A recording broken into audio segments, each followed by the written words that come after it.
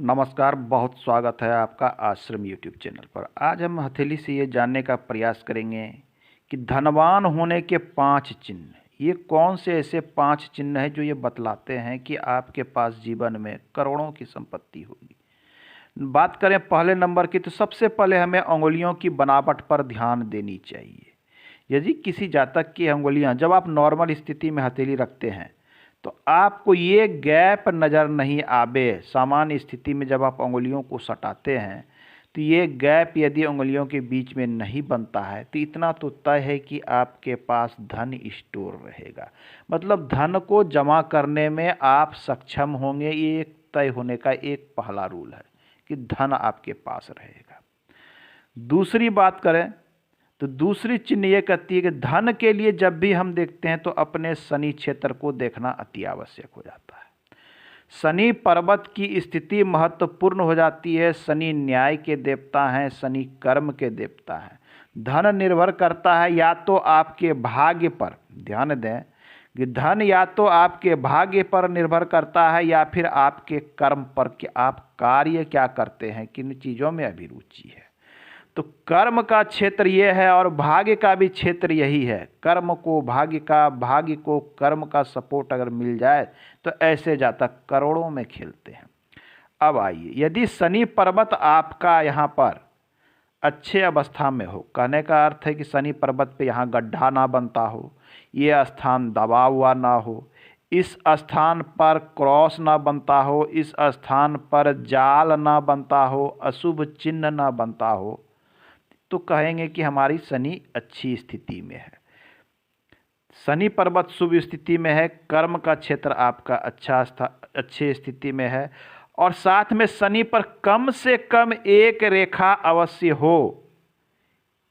शनि पर रेखा होना अति आवश्यक है। ये धन के प्रवाह को दिखलाता है कि जीवन में धन की प्रवाह होगी या नहीं होगी।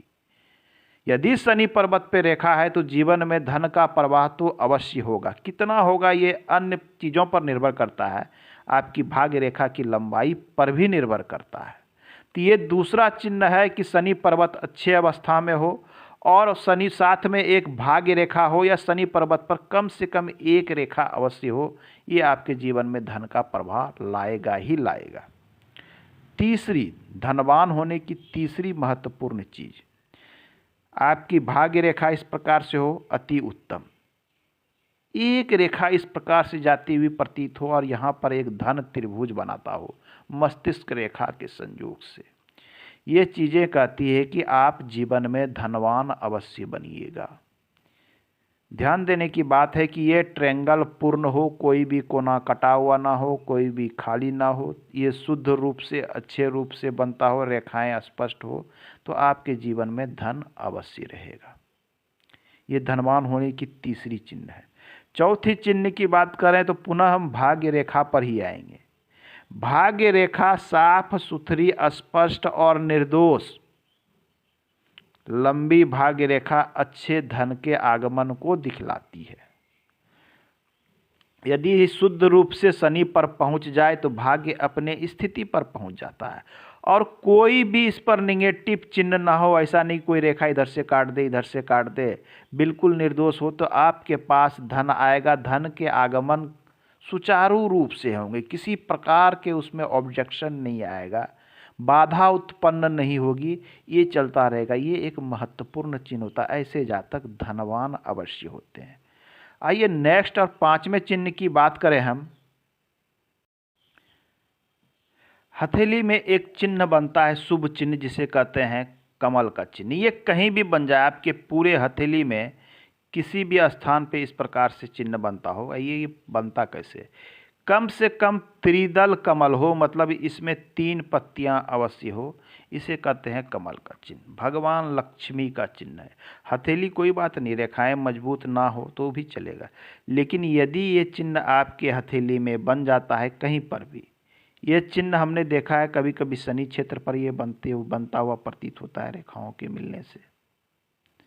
ये चिन्ह इस स्थान पे मिलता है, शुक्र क्षेत्र पर मिलता है। अति महत्वपूर्ण और शुभ चिन्ह है जिसे त्रिदल कमल कहते हैं।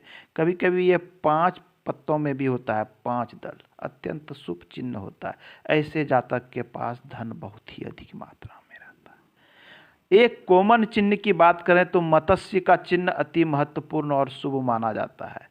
जिनके हथेली में मत्स्य का चिन्ह होगा, ध्यान दें, धन उनके पास अवश्य रहेगा।